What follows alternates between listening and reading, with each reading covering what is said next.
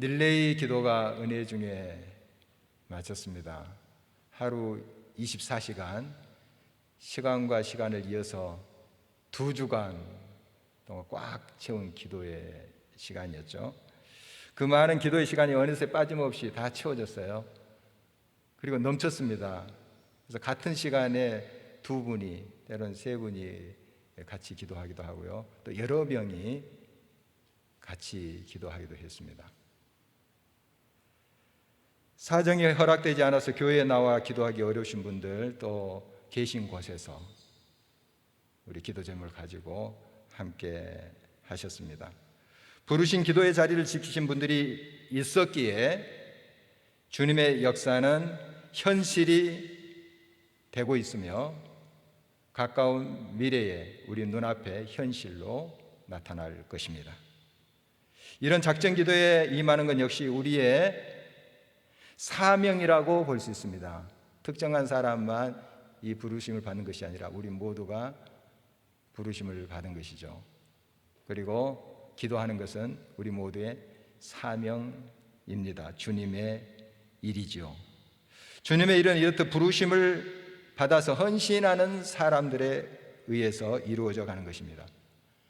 이 시간은 바울 사도를 통해서 사명자로서 주님의 역사에 적극 동참하는 길이 무엇인가 같이 말씀을 통해서 나누고자 합니다.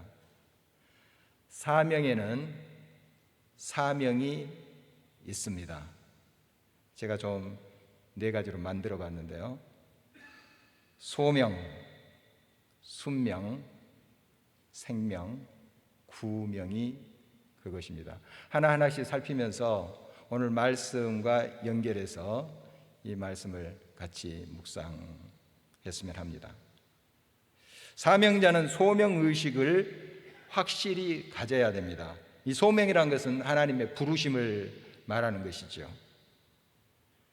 하나님께서 부르셨다는 확신이 없으면 맡긴 사명을 우리가 잘 감당할 수가 없습니다. 소명의식이 없으면 문제가 생길 때 피할 궁리부터 합니다. 도망가려고 하는 그런 마음이 생기죠. 끝까지 인내하며 자리를 지키려 하지 않지요. 소명의식, 하나님이 부르셨다 하는 의식을 강하게 가지고 있는 사람은 현재 어려움이 있다 할지라도 그 자리를 지킵니다. 내가 좋아서 선택했다 하는 자리는 내가 싫으면 떠나면 되는 거죠. 그러나 하나님이 부르신 곳, 그 자리임을 믿고 소명의식을 가진 사람은 그 자리를 인내하면서 지킨다는 사실입니다. 부교육자를 청빙할 때에 이력서, 자기소개서 등을 이제 받게 되죠. 그 중에 이제 몇 분을 선별해서 면접을 보게 돼요. 그러면 학력도 참 좋아요. 훈련도 많이 받고 또 경력도 화려하고 달란트도 참 많은데 어떤 분은 가끔씩 거쳐온 사역지가 몇 개월밖에 안 돼요. 6개월, 7개월, 1년 짤막짤막하게 이렇게 거쳐왔어요. 물론 그 거쳐온 사역지에 사정이 있을 것이고 피치 못할 이유가 있을 거라고 봐요. 그러나 한두 번이지 여러 번 그렇게 짤막짤막하게 있다가 떠나오는 건 좀 의심이 되더라고요. 대체 이 사람이 소명의식이 있는가 하는 생각이 드는 거죠. 소명의식을 가진 사람은 자리를 지킵니다. 어려움, 환경 속에서 끝까지 하나님이 나를 이곳에 세우셨다, 하나님이 나를 이곳에 부르셨다 하는 의식이기 때문에 그 하나님의 부르심에 따라서 자리를 지킵니다. 바나바와 바울이 제1차 선교여행을 하기 위해서 지금의 키프로스 그리고 터키 동부 쪽을 가게 돼요.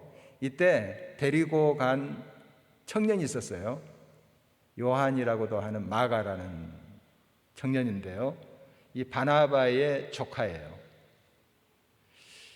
이 마가가 좀 더 넓은 세상을 본다는 그 기대가 있지 않겠어요? 청년인데, 아직 젊었는데. 그래서 어른들 이제 둘하고 이렇게 같이 가는 거잖아요. 그래서 기대도 되고, 또 예수 그리스도를 만나서 막 기쁨이 충만하고 내가 복음 전하리라 하는 생각도 있었을 거예요. 그래서 데리고 간 것 아니겠습니까? 그런데 이제 키프로스를 거쳐서 터키 동남부에 밤빌리아라는 곳이 있습니다. 그곳에 갔어요. 너무 힘든 거예요. 뭐 지금처럼 그렇게 길이 잘 닦여져 있고 환경이 좋은 게 아니잖아요. 참 그 열악한 그 환경, 또 가는 곳곳마다 환영합니까? 내가 복음을 받겠습니다, 환영합니다 이럽니까? 막 배척도 하고 핍박도 하고 막 이런 그 사역지 아니겠습니까? 힘들었던 거예요. 그래서 중간에 예루살렘 자기 집으로 돌아가 버린 거예요. 얼마나 무책임합니까? 아무리 젊은이라 할지라도 참 책임감이 없는 거죠. 이제 나중에 제2차 전도행을 하게 됐습니다. 바나바와 바울이 이제 떠나려고 하다가 서로 다투게 되었어요. 누구 때문에 그랬느냐면 이 마가 때문이에요. 바나바는 그때 이해가 철이 없었다. 지금 철 들고 지금 그때 돌아온 거 많이 반성도 하고 지금 하나님을 얼마나 신실히 섬기고 또 말씀 속에 있는지, 그러니 데리고 가자. 바울은 안 된다. 그렇게 무책임한 사람이 또 돌아설 수도 있지 않나. 소명의식도 없는 이 사람이 어떻게 주의를 감당할 수 있냐. 그래서 크게 다퉜다고 성경 기록하고 있습니다. 이게 심각했나 봐요. 그래서 바울은 따로 팀을 구성하고 바나바도 따로 팀을 구성해서 이제 갈라서 선교하는 장면이 사도행전에 나옵니다. 나중에 이 마가라는 청년이 변해요. 그래서 정말 투철한 소명의식을 가지고 신실한 하나님의 사역자가 됩니다. 그래서 바울 선교팀에 합류하게 되는데 바울이 얼마나 귀하게 여기는 일꾼인지 몰라요. 그 성경에서 우리가 발견해 볼 수가 있죠. 바울 자신이 늘 하나님의 부르심과 그 뜻을 따라서 행했습니다. 소명의식이 굉장히 투철했던 사람이에요. 그래서 작은 일도 계속 묻고 하나님 부르시는가, 하나님 원하시는가 이렇게 기도했던 바울의 모습을 우리가 성경 통해서 알 수가 있습니다. 이제 제3차 전도 여행을 마치고 예루살렘으로 돌아오는 길이었어요. 그런데 성령께서 계속 말씀을 하시는 거예요. 또 여러 기도하는 사람을 통해서 말씀하시는 거예요. 예루살렘 가면 굉장히 힘들 수 있다. 환난과 핍박이 있을 수 있다 하면서 말리는 사람도 있었습니다. 이제 돌아오는 길에 지금 터키 중서부 쪽에 에베소라는 곳이 있습니다. 에베소를 이제 들르고 싶은데 사정이 허락하지 않아요. 그래서 그 밑에 있는 밀레도에 가서 이제 배가 그쪽으로 당한 것 같습니다. 에베소라는 곳은 성경에 나오는 아시아, 지금 우리가 생각하는 아시아랑 좀 다른 개념입니다. 성경의 아시아는 지금 터키 중서부 쪽을 말해요. 이 아시아인데 아시아의 주도가 에베소입니다. 에베소가 중심을 딱 잡고 있어요. 그런데 이 에베소는 좀 바울에게 각별합니다. 다른 곳은 좀 거쳐가는 곳들이 많았어요. 교회 세우고 일꾼 또 세워놓고 떠나고 나중에 또 한번 들러보고 또 편지도 보내고 이렇게 사역을 했는데 에베소는 2차 선교여행, 3차 선교여행 두 번에 걸쳐서 한 3년 6개월 동안 그곳에서 지내면서 제자 양육을 합니다. 우리가 잘 알고 있는 두란노 소원이라는 곳에서 제자를 키워내요. 그리고 교회를 잘 목회했습니다. 그러니까 다른 교회들도 바울이 굉장히 사랑하고 기도하고 편지도 보내면서 하는 모습을 우리가 볼 수 있는데 이 에베소 교회는 많이 정든 곳이에요. 성도들과도 형제자매로서 잘 이렇게 지냈던 곳입니다. 그러니까 이제 돌아오는 길인데 성령께서 다시는 이곳으로 갈 수 없다는 것을 계속 이야기하는 거예요. 마지막이 된다는 것을 이야기하시는 거예요. 그래서 이 정들었던 사람들 한번 보고 싶지 않겠어요? 마지막이 된다는데. 그러나 하나님께서 그걸 허락하지 않고 에베소 교회에 있는 장로들만 밀레도로 오게 해서 만나게 합니다. 바울의 마음은 빨리 가서 그곳에 에베소에 있는 성도들 좀 보고 둘러보고 또 부탁하고 믿음이 굳게 서라 이렇게 설교도 하고 싶은데 하나님이 그걸 허락치 않았어요. 그대로 하나님의 부르심에 따라서 순종할 뿐이에요. 그리고 이 밀레도에서 에베소에 있는 그 교회 장로들을 청하니 그들이 왔다 이렇게 성경이 기록하고 있는데요. 본문 17절 18절입니다. 바울이 밀레도에서 사람을 에베소로 보내어 교회 장로들을 청하니 오매 그들에게 말하되 아시아에 들어온 첫날부터 지금까지 내가 항상 여러분 가운데서 어떻게 행하였는지를 여러분도 아는 바니. 그러니까 어느 곳에 거쳐서 가는 것까지 계속 기도하면서 이 바울은 가는 것을 봅니다. 지금 예루살렘에 이제 곧 오순절 절기가 있어요. 그때 각 곳에 흩어졌던 유대인들 또 하나님을 경외하는 사람들이 예루살렘 모여요. 절기가 되면 그렇거든요. 이때를 맞춰서 가서 복음을 증거하면 그 사람들이 복음을 접할 거 아니에요. 또 하나님의 역사를 볼 거 아니에요. 또 그들이 살고 있는 곳으로 흩어집니다. 그러면 복음이 막 전파되겠죠. 그래서 이 오순절 절기를 맞춰서 하나님께서 계속 이끄는 거예요. 그러니까 좀 속히 예루살렘에 가고자 하는 그런 마음이 바울에게도 있었습니다. 여러 이유 때문에 지금 에베소까지 가지 않고 밀레도에 있게 되는 것. 이런 모든 그 과정도 바울이 자기 편의를 위해서 대표들만 이 밀레도로 오라고 하는 것은 아니란 뜻이에요.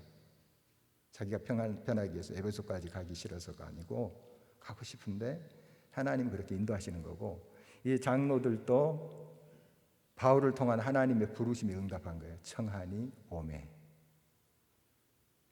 우리 믿음의 사람들, 하나님의 사람들은 항상 이 부르심에 민감해야 돼요. 내가 좋다고 해서 선택하는 것이 아니에요. 소명은 하나님께로부터 옵니다.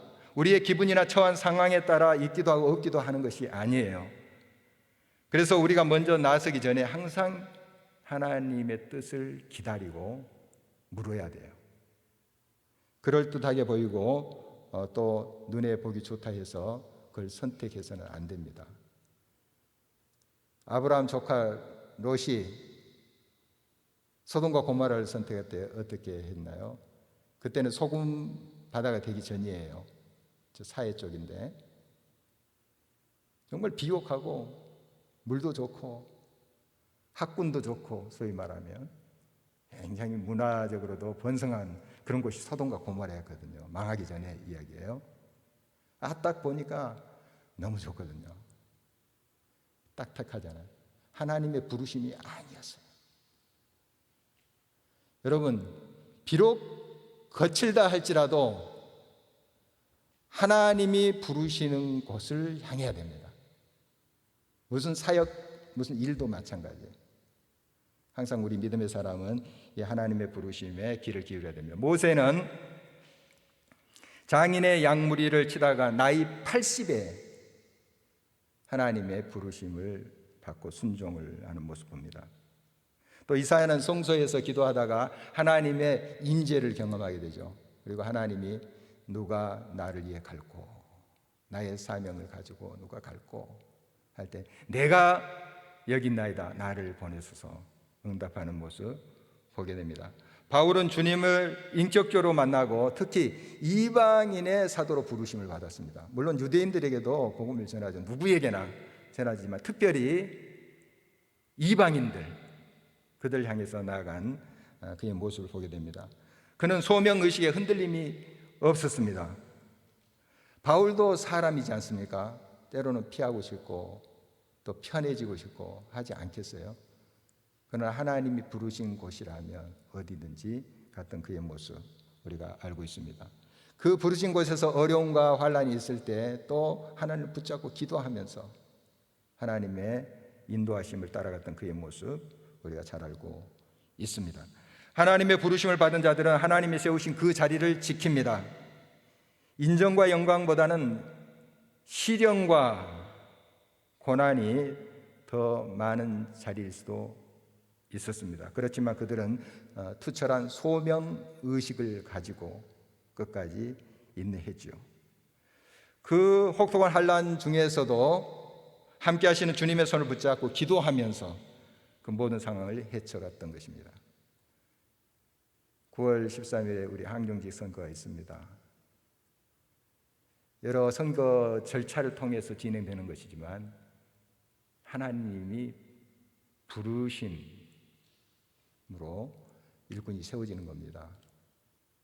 그러니까 선택된 자나 선택할 우리들이나 기도해야 되는 거예요. 저 사람 좀 경력도 좋고 보기도 좋네, 이게 아니고 기도하면서 우리 함께 주의 일꾼을 세워가야 됩니다.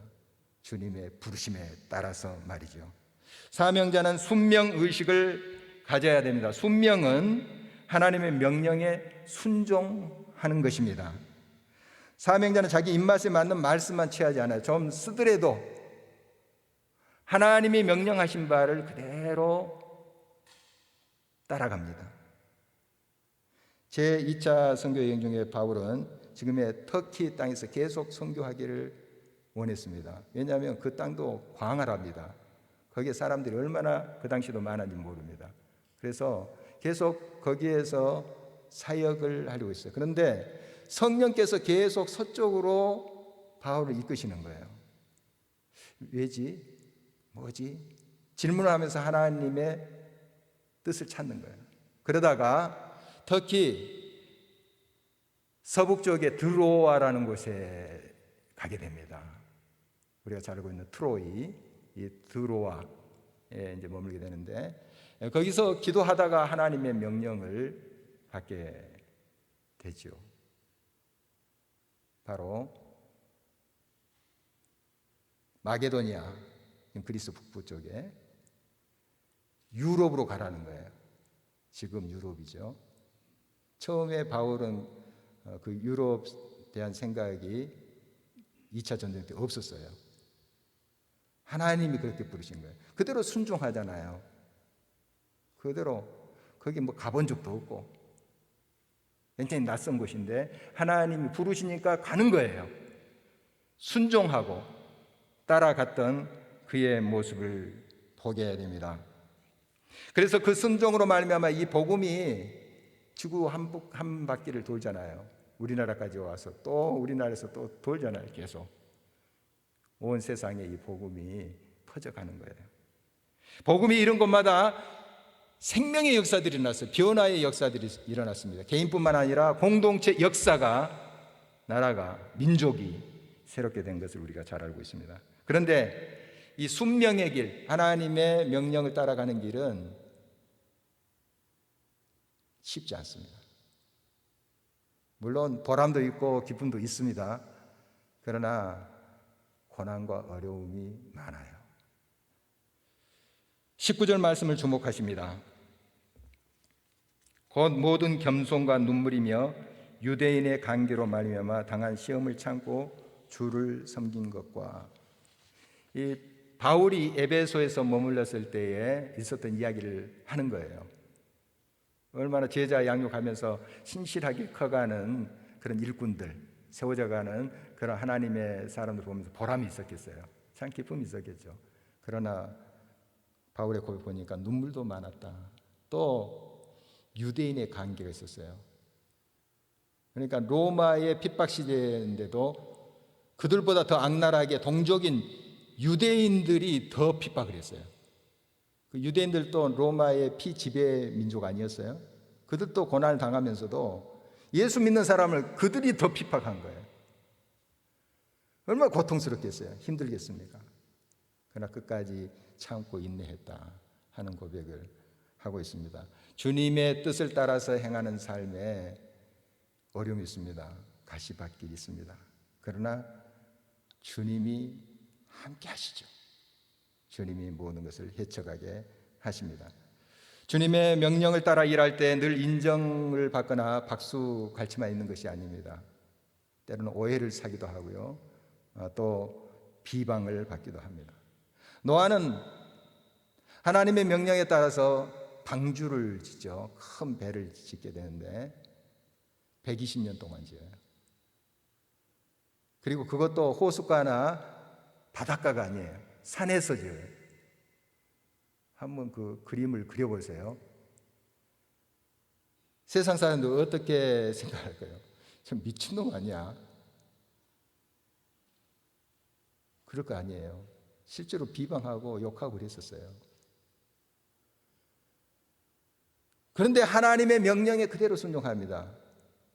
노아가 옳았던 것은 홍수 심판 때 증명이 되잖아요. 아브라함은 나이 75세 때 하나님이 부르시니까 그대로 순종해요. 자기의 정든 집을 떠나서 갈 바를 알지 못하고 하나님이 지시한이 아니고 지시할 그 땅을 향해 가요.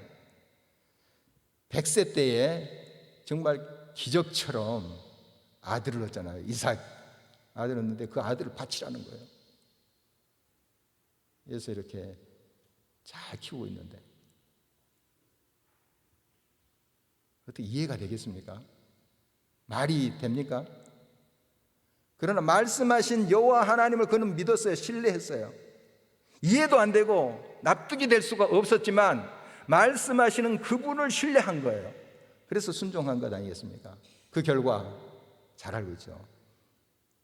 이삭으로부터 하늘의 뭇별처럼 바다의 모래처럼 많은 자손들이 이 땅에 편만해지지 않았습니까?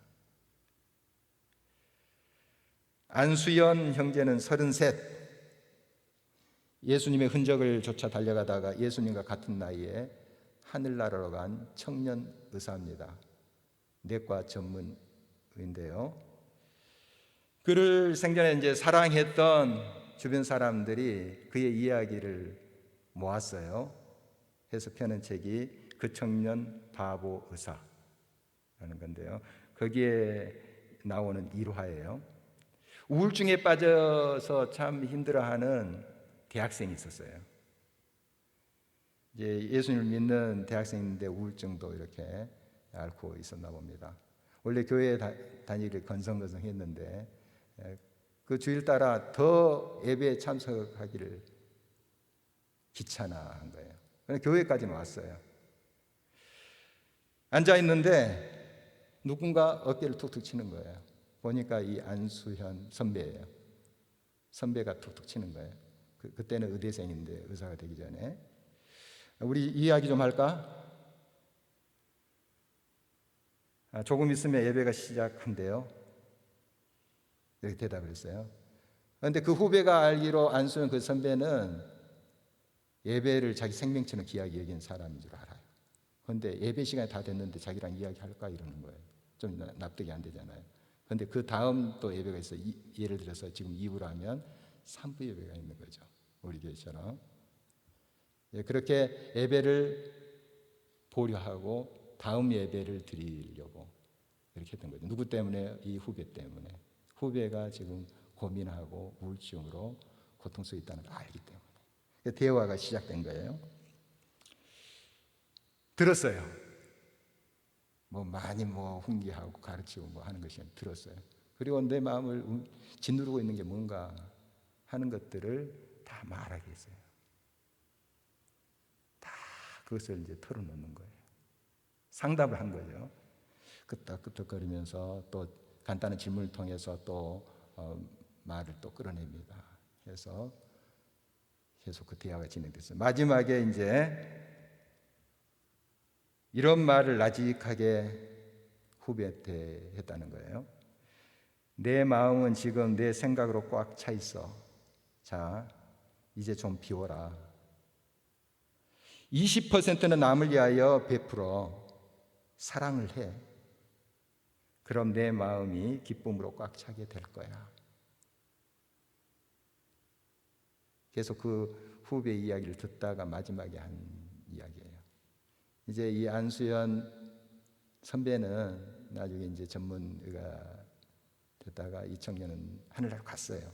그러나 그 후배 마음에 계속 그 말이 맴도는 거예요. 또 그 말보다도 그 선배가 자기가 뭔데 자기를 그렇게 관심을 가지고 사랑의 처방전을 내려주는 게 그 손길이 느껴지는 거예요.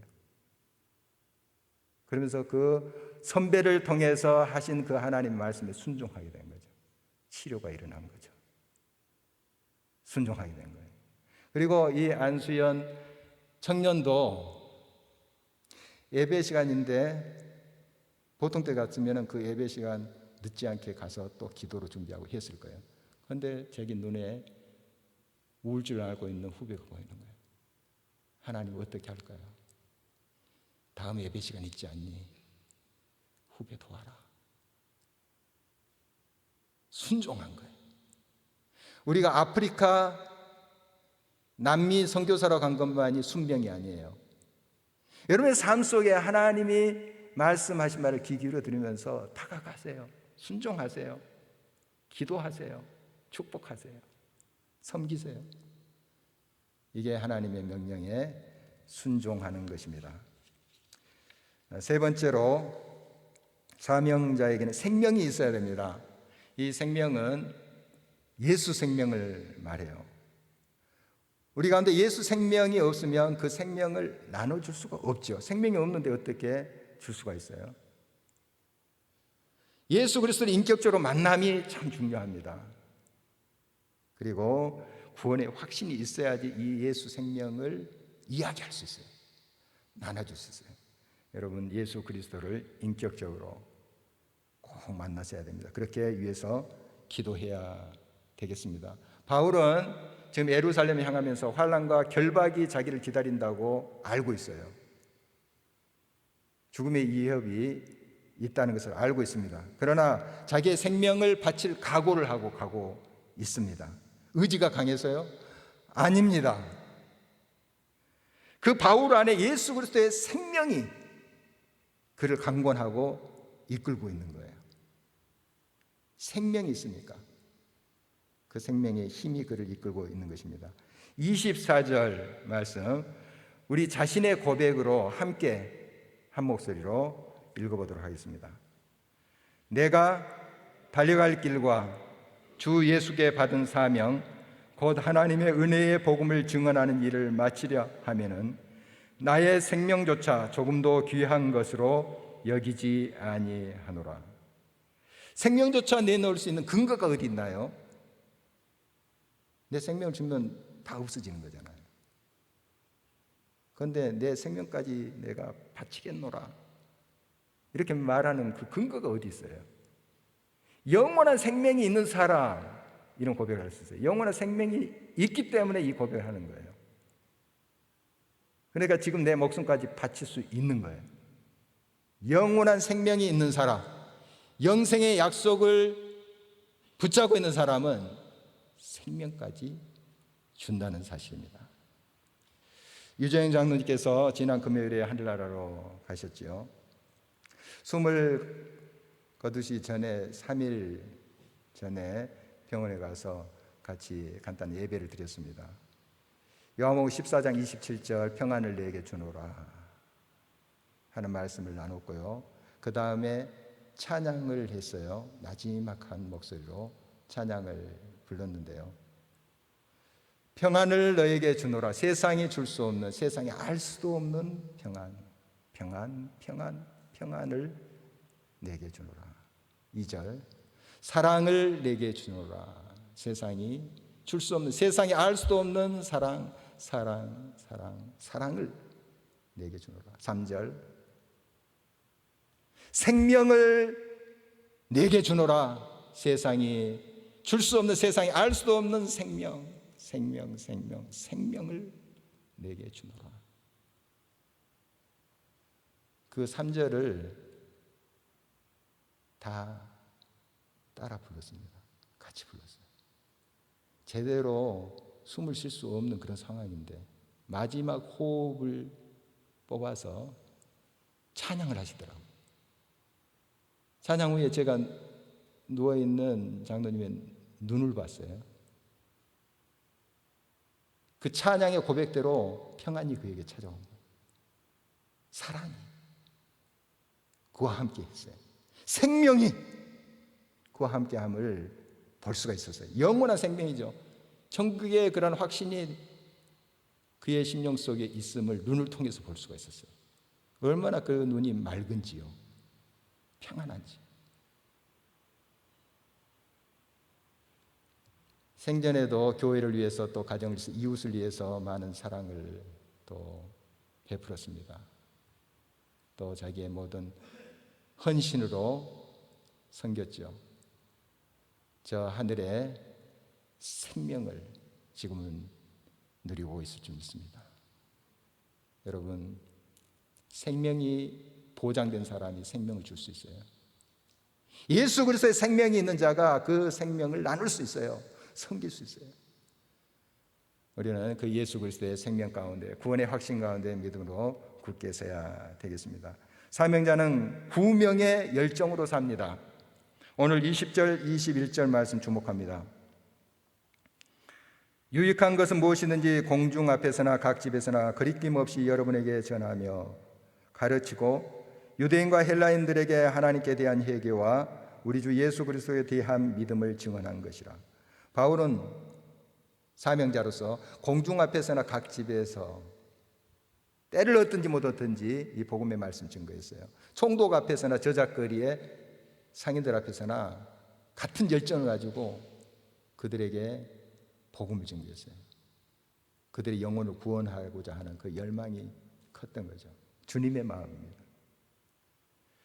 우리도 이 구원하는 일에 부르심을 받은 사명자들이에요. 코로나19로 인해서 현장 예배 오셔서 예배드린 그 우리 교인들 숫자가 많이 줄었죠. 빈 의자를 보면 알 수 있습니다. 또 몸이 불편하거나 가정에 아이들이 있으면 참 오기가 아직도 어려워요. 참 이런 현상인데, 이제 특별히 그 전에 우리 교회 등록하지 않고 다니신 분들이 한 40여 명 돼요. 그분들이 요즘 안 보여요. 왜 그럴까? 좀 눈치가 보이지 않을까 싶어요. 우리가 눈치 준 건 아닌데 굉장히 부담스러워요. 그런 분들이 그렇게 불편함을 느낄 수가 있겠다. 또 들어오면서 우리가 기록도 하고 하잖아요. 그런데 우리 교인들은 다 이렇게 프린트돼서 쫙 표시만 하면 돼도 돼 있는데 그분은 또 써야 돼. 일일이. 좀 구분이 되잖아요. 어쩔 수 없는 거죠. 지금 코로나19 사태 이후로 새 신자가 없어요. 우리 여기서 찬양도 하고 하잖아요. 환영도 하고 하는데 없잖아요. 그것만 보더라도 알 수 있어요. 우리 코로나19만 탓할 수 없습니다. 이럴 때일수록 구명, 영혼을 구원하는 일에 지혜를 구해야 돼요. 문자를 통해서, 영상을 통해서 여러 가지 우리가 전도할 수 있는 지혜를 하나님께 구해야 돼요. 그냥 우리가 앉아 있을 수는 없습니다. 하나님께 우리가 이렇게 응답할 때 하나님이 반드시 지혜를 주실 거예요. 우리를 통해서 구원의 역사를 베풀어 주실 것입니다. 하나님은 지금 신실한 사명자를 찾고 있습니다. 우리 모두 한 사람 한 사람이 하나님의 사명자로서 부르신 그 자리에서 말씀에 순종하고 또한 예수 그리스도의 생명을 품고 나누고 영혼을 건져내는 구명의 사명을 감당하는 저와 여러분 되시길 주의 이름으로 축원합니다.